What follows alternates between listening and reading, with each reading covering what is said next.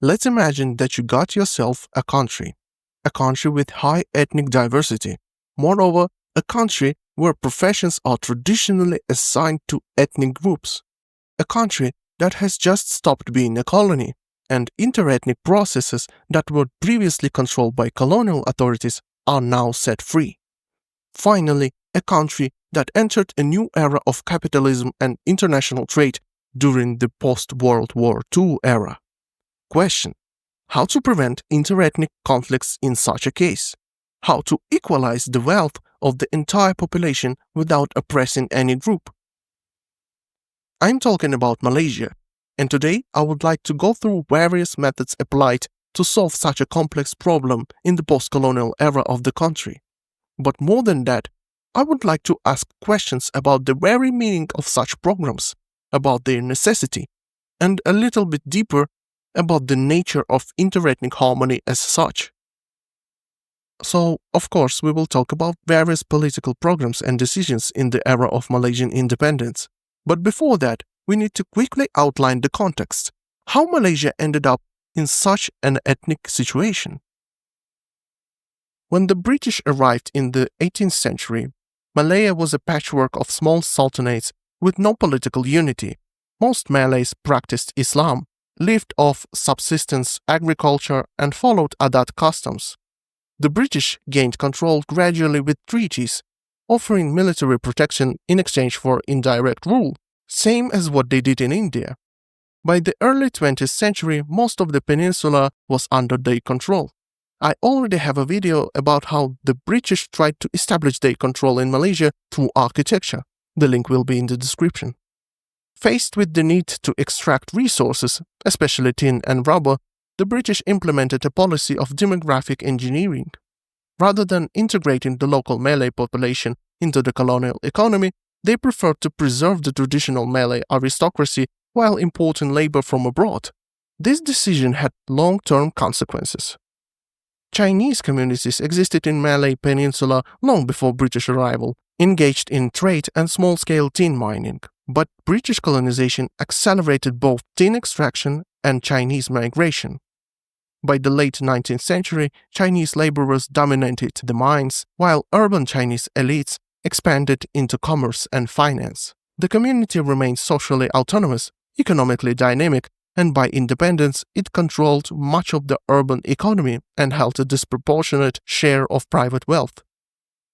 Meanwhile, the rubber industry, expanded rapidly after the invention of pneumatic tire, needed a constant labor force for plantations. For this, the British recruited South Indian Tamils under indentured contracts. These workers lived in isolated plantation estates with little mobility or integration, often under poor conditions. Unlike the Chinese, Indian laborers were mostly tied to rural work and had minimal access to education or capital. The Malays, in contrast, were deliberately kept within the traditional village economy.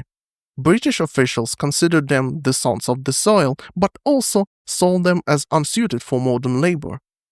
They promoted Malay language education and reserved administrative roles for the aristocracy and religious elites, but discouraged participation in trade, industry, or urban life. The peninsula was also home to indigenous Orang Asli communities, who lived in remote forested areas, practicing animist tradition and subsistence living. They remained largely isolated and marginalized throughout the colonial era.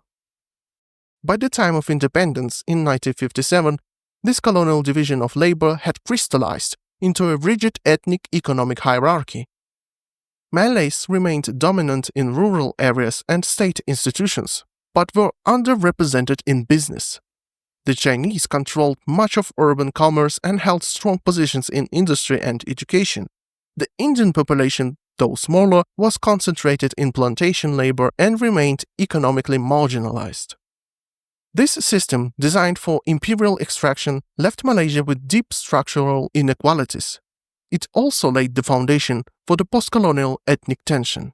So how exactly did independent Malaysia deal with this? From the very beginning, inequality was defined not so much as cultural or linguistic, but as economic one, and everything else was seen as a consequence. First of all, the ethnic groups of Malays and all Aboriginal groups were allocated to the category of Bumiputra. The Bumiputra began to receive quotas of various kinds, government positions, reserved places at universities, and so on. At the same time, Islam was declared the official religion of the Federation while maintaining freedom of religion. In retrospect, these decisions can be described as harmful. It was proposed to achieve economic balance through quotas, which now seems like a deliberately unsuccessful solution. At the time, it seemed logical, but over time, it was criticized by many figures, including Malay politicians. By economically dividing society into ethnic groups, independent Malaysia, without even realizing it, seemed to be continuing the policy of Britain just in the opposite direction. Unfortunately, it is obvious that such a blatant policy only led to the worsening of interethnic relations. The Chinese did not stand aside, and the confrontation led first to the separation of the Singapore and later to the significant events for Malaysia in 1969. In the 1969, Malaysia experienced bloody interethnic riots known as the May 13 incident. The violence was triggered by rising tensions between the Malay majority and the Chinese minority following general elections. Opposition parties, supported by Chinese voters, made significant gains, sparking resentment among Malays. Street celebrations turned into provocations, and then into violence. Clashes erupted in Kuala Lumpur, resulting in hundreds of deaths, mostly among Chinese civilians. The government declared a state of emergency, suspended parliament, and established the National Operations Council. This marked a turning point. The state expanded affirmative action for Malays through the new economic policy, NEP, aimed at reducing interethnic inequality. Although the policy was now directed more towards all Malaysians, it affected the Malay population to a greater extent. The main goal was still economic equalization, but with the economic decisions, we got some ideological ones too. Rukun Negara, or national principles, a declaration of national philosophy of the 1970 proposed by the second Prime Minister Abdul Razak. 5 principles were chosen that united all Malaysians: belief in God, loyalty to the king and country, supremacy of the constitution, sovereignty of the law, courtesy and morality. These postulates have outlived the economic policy itself, and one can say that they have managed to become the fundamental principles of the Malaysian nation. I think it's necessary to take a short pause here.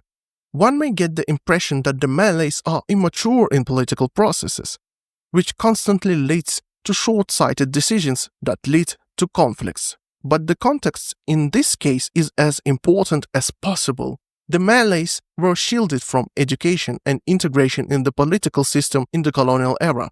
The Malays always made up the majority of the population, and after independence, it was the Malays who made up the poorest segments of the population. The choice in favor of quotas was reckless, but it was also quite logical, especially for the time of the mid-20th century. It will be foolish to condemn people who are trying to pull 60% of the population out of the ethnic economic invisible cage by any political means possible. NEP lasted until 1990 and was semi-successful. In fact, yes, it helped to equalize the level of poverty in ethnic terms at least a little, but it also did not achieve its immediate goals. Economic inequality remained, and it still had an ethnic tint. Already in 1991, a new economic company was proposed by Prime Minister Mohammad Mohathir, which again raised issues of nation and interethnic dialogue. Here again, it is worth paying attention to the specifics of solving ethnic problems in Malaysia. They always take place in the economic sphere. All proposed solutions are in the economic sphere, and this trend continues to this day. To some extent, for Malaysia, the interethnic balance is an economic balance. Finally, the concept of a united nation has been proposed at the highest level in the history of Malaysia. That is, first a Malaysian and only then a Chinese, an Indian or a Malay. Vision 2020, an economic program that shifted the focus from attempts at economic ethnic alignment to attempts at general economic development of the Malaysian nation. However, like the NEP, the policy was not entirely successful and rather a failure in interethnic terms. Mohammad himself is considered a populist nationalist, looking down on non-Malays and blaming the Malays for what he sees as their laziness. But his figure is actually very complex and requires a separate video. Other than that, different ethnic groups did not accept the idea of supra-ethnic national superstructure, especially considering the continuing position of Islam as the official religion and the general Malay identity of statehood rather than the Malaysian one. In this program, as in the NEP, as in all the following ones, an important inhibiting factor is corruption, and perhaps even some sabotage on the processes by opposing parties. Fortunately, Malaysia is still a democracy after all. After Vision 2020, there were several different economic programs, including those aimed at interethnic harmony, but in general, there has been a downward trend in explicit and active attempts at a political solution to the issue since 2000. What is funny at the same time, because there has been a decline in interethnic conflicts since 2000. Unfortunately, they have not disappeared, but the scale and frequency have decreased. Then the question is obvious: either such programs do not work, are not needed and even interfere, or they have a very delayed effect, and we observe today's relatively stable situation thanks to the NEP program of the 70s. Generally speaking about the current situation, several things can be noted. Malaysian society is still fragmented by obvious features, language, religion, cuisine, and still by economic ones, income level and preferred professions. Different ethnic groups in Malaysia today coexist, living as if in separate, non-intersecting worlds, which is actually maybe a certain guarantee of harmony. On the other hand, more and more Malaysians are realizing themselves as, well, Malaysians. Perhaps this is due to globalization and the projection of how the world sees Malaysia and its citizens. The level of interethnic marriages is slowly increasing, as is their approval in the society. But there is another aspect that has already been briefly touched upon in all these programs. All ethnic groups in Malaysia actually have very similar values. All are moderately religious, and for all, the most important value is family. Both education and property ownership are considered important achievements. It seems as if the basis for a common Malaysian nation, that is, values, already exists, and common values are the most important aspect of nation formation. Perhaps for the organic formation of a nation, it is not worth focusing so much attention on ethnicity. Of course, the disproportionate situation in Malaysia at the time of independence required immediate solutions.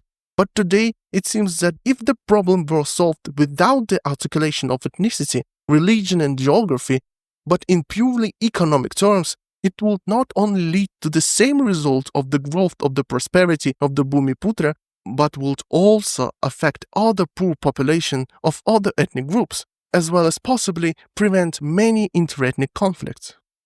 It seems that the case of Malaysia can serve as some argument that in order to achieve interethnic harmony, it is necessary to mention this very interethnic harmony as little as possible, and focus only on the growing problems of specific people.